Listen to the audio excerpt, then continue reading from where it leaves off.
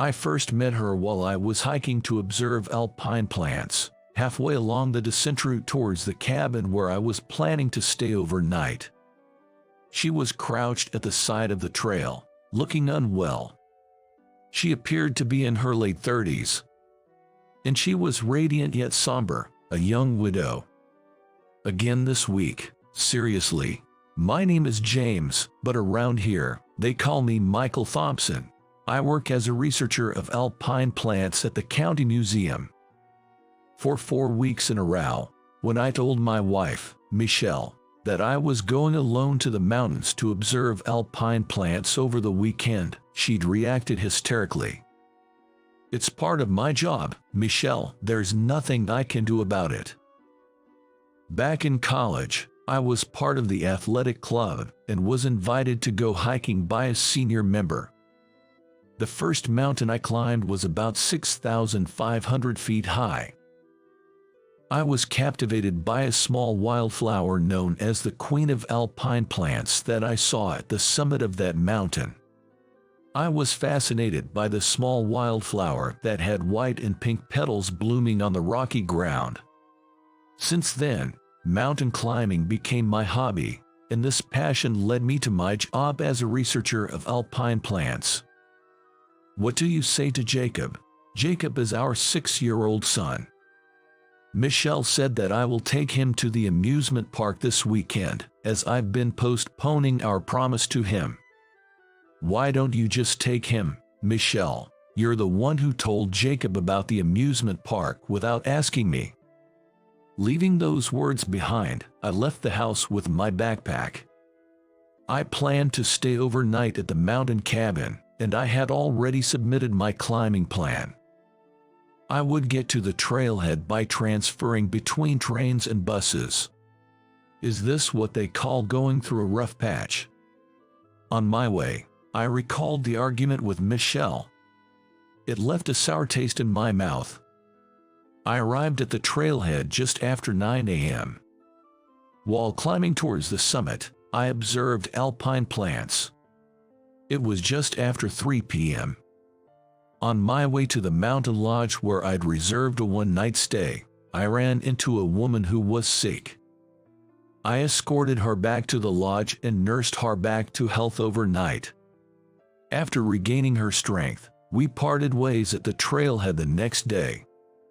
On a whim, I stopped by a local shop at the foot of the mountain and bought a souvenir, candies, for my wife and son for the first time. What's this? When I handed over the mountain treats, my wife, Michelle, looked at me in confusion. I called out to Jacob, who was in his room, telling him I'd brought back a souvenir. Having had his promise of a trip to the amusement park broken, Jacob, sulking, deliberately stomped his feet as he came over. Hoisting Jacob onto my knee, I told him, I swear I'll take you to the amusement park next weekend, for real this time. Really, really? Jacob asked, looking up at me. I'm not lying. Then, I opened the box of souvenir candies. Just as Jacob reached out his hand, Michelle interjected. No, you can't. Dinner is almost ready. After dinner, Jacob and I spent a short hour playing video games, took a bath together, and I put him to bed. When I returned to the living room, Michelle was watching the news on TV, seemingly bored. How about it, want a beer? I took a can of beer out of the fridge and offered it to my wife. What's gotten into you? Playing the doting dad all of a sudden, and now trying to be the loving husband. I grabbed 2 glasses and sat down across from my wife. Pouring the beer, I raised my glass for a toast. There's something I want to tell you. Something I need you to hear. Michelle took a sip of her beer and looked at me. I told her about the woman I met on the way to the mountain lodge, who was in poor health. I thought to myself, she's taking the mountain too lightly, dressed in casual clothes like that. But I couldn't just leave her there. So, I talked to the woman. Whether she was on a tour or lost from her group, she only replied that she came alone. I didn't tell Michelle this, but I was reminded of the look on that woman's face when she looked up at me after answering my questions. With her glossy hair tied back and a certain melancholy in her eyes, I was captivated by her. And then I had a thought. Alpine plants possess a unique beauty. The higher the altitude they inhabit, the more I perceive their beauty to intensify. I've wondered why this is, especially considering the harsh natural conditions of these high-altitude areas. After all, plants such as flowers perpetuate life by enabling the pollen from male flowers to fertilize the female flowers. This process necessitates the assistance of wind and insects. Wind is a force we can only leave to nature, but insects we can attract. Hence, flowers bloom. The fragrance and beauty of the bloomed flowers serve to attract insects, enlisting them in the process of pollination. I sensed something similar in her, the woman I encountered on my descent route. An allure that draws men towards her unconditionally. She said climbing in such light attire and getting sick, it's a nuisance, really, causing such a commotion. It's totally true. I considered taking her to the mountain cabin where I was supposed to stay. However, it was nearly an hour's walk from where I found her to the cabin, even just for me alone. So, what did you do? My wife asked with keen interest. Well, I recalled that there was a refuge cabin much closer, I replied. A refuge cabin is a mountain hut available for free to anyone encountering an emergency, such as bad weather. Most refuge cabins are unmanned, with no resident caretakers. And because they're free, some climbers use them as planned accommodation, even when it's not an emergency, which is allowed. I continued my story to my wife. Carrying the woman I'd found on the mountain trail, I walked for about 20 minutes and arrived at the refuge cabin. Along the way, the sky had turned ominous, the wind was picking up, and large raindrops began to fall. The cabin was empty. Well, looks like we're imposing ourselves here tonight. She nodded, arms wrapped around herself. Looking at her, I saw her lips trembling, tinged with purple. Cold, isn't it? That's what happens when you climb a mountain rest like that. I offered her my mountain jacket that I was wearing. When you go mountain climbing, it's basic to layer your clothing. That way, if it's hot, you can take layers off. If it's cold, you can put them on. Even when I tried to explain the basics of mountain climbing, she was miles away. Then I contacted the mountain hut I had booked, explained the situation, and said we would be staying in the emergency shelter that night. So what? You're telling me you two were alone together until morning? Silently, I nodded in response to my wife's question. And then, my wife, Michelle, spat out the words dismissively. I had brought food, drinks, and cooking utensils to the mountain hut we had booked because we planned to stay without meals. It was a bit scarce for two people, but I cooked dinner anyway. The menu was a classic instant curry. Still cold, I asked her, even though she didn't touch the curry I had made. As usual, she completely ignored me. Gradually, I began to feel irritated. Eat. If you eat, your body will warm up a bit. I don't want it. I thought she was finally reacting, but this was all she said. Still, her gloomy tone made me feel something was seriously wrong. I don't know what happened, but I sternly said to her, if I hadn't come by, your life might have been in danger. You shouldn't underestimate the mountains. But she just turned her sorrowful profile away from me and remained silent, not trying to speak. I thought I couldn't handle this anymore, so I figured all I could do was let her sleep. Did she not touch it after all? The curry you made? Yeah, she didn't eat it, I told my wife, as I grabbed another can of beer from the fridge. As night fell, the rain and wind became stronger. The sound of rain hitting the windows was loud, and drafts blew in from various spots of the hut. While looking out the window, I asked, "How do you feel? Has it improved a little?" I thought she wouldn't respond, but then I heard her voice, as thin as a mosquito's. "If I lie down like this, by morning, I might." Surprised, I turned to look at her. She was wrapped in the mountain jacket I had lent her, covering herself from head to toe. Once again, I turned my gaze back to the window. Then I muttered, "It feels like I'm stranded in the middle of a storm." Suddenly, I heard the sound of the mountain jacket rustling. I looked at her.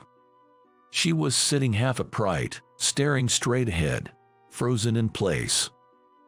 "Oh, a storm, really? Not at all on the side." My wife chimed in. "Guess so. They're just the mountains." I answered, and my wife urged me to continue the story with a "so." Afterwards, I got into my sleeping bag, but I was having a hard time falling asleep. Then, she who was asleep screamed and jumped up, looking utterly lost. Thinking she might have had a nightmare, I crawled out of my sleeping bag and shook her shoulder. Her body was ice cold. "This jacket alone isn't enough. Hey, you're cold, right?" She gave a small nod and looked at the sleeping bag I had been using. "Can I get in there?" I laid the sleeping bag beside her. "Come on, get inside." She got into the sleeping bag as I told her, her body shaking from the cold.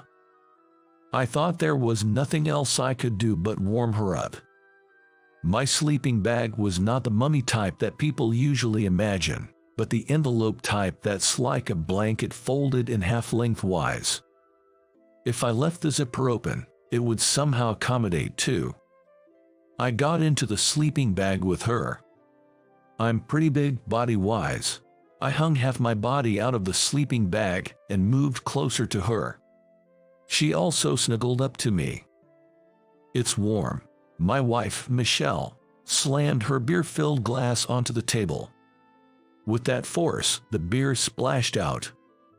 "What? With a woman you barely know? You're telling me you spent the night with her?" "Yeah." My wife, Michelle, filled with jealousy, trembling with rage, glared at me. "Easy there, she's practically sick. Don't jump to conclusions." Even as I said this to my wife, I remembered the words of the woman that had made my heart skip a beat. "Warm, come closer."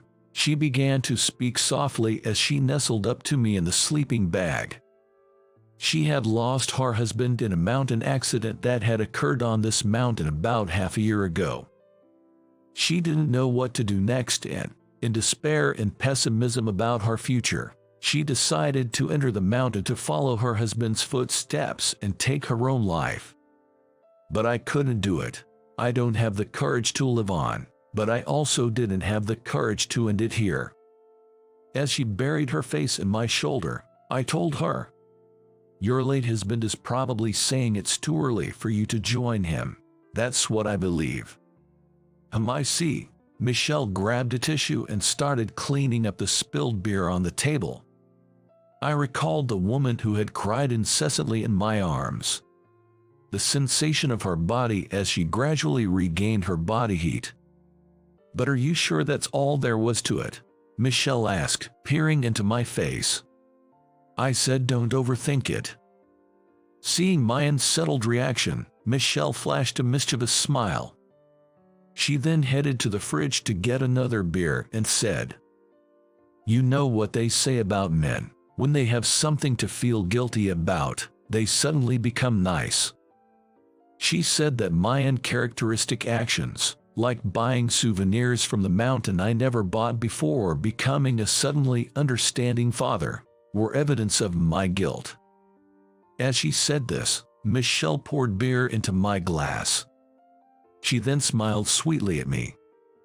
It seemed that Emily's mood had improved. "You know, I spent the night thinking about this with her.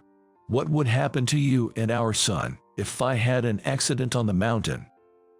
Stop it, don't even joke about such a thing. But it wasn't a joke or a lie. I had spent the night with her, seriously considering what would happen to my wife, Michelle, and our son, Tyler, if something happened to me. What if I go first? Would my wife and son even shed a tear for a man like me, a husband like this, a father like this? I pondered. That's why I decided to change my ways. I wonder how long that'll last, was my wife's skeptical response.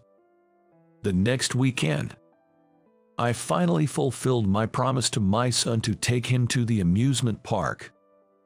I also cut down on my hiking trips.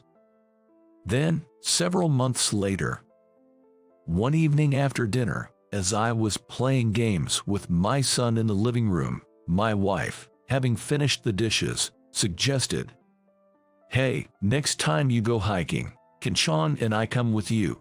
I mean, yeah, sure. Beside me, Sean started making a fuss about how he wanted to go. Why didn't I think of that before? I was at a loss for words. All right, let's go. For this trip, I chose a beginner's trail and took my wife and son hiking. At one point on the trail, my wife stumbled over a rock and lost her balance. I caught her, and she buried her face in my chest, exclaiming, "This is quite tough." While I held her like that, Sean teased, "Daw, you two are so lovey-dovey." We quickly let go of each other. "We're almost at a rest cabin. Let's take a break there." The cabin was manned with a toilet and a shop. There were a few other hikers resting there. As I walked towards an open seat with my wife and son, I stopped dead in my tracks when I noticed a woman among the other hikers. My wife asked what was wrong. "It's her, the woman I told you about."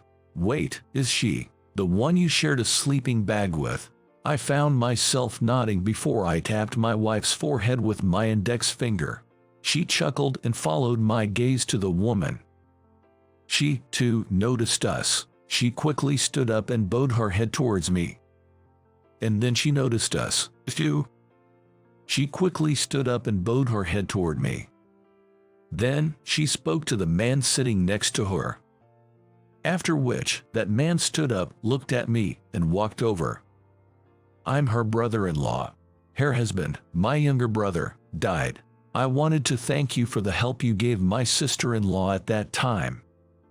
I was urged by him to step outside.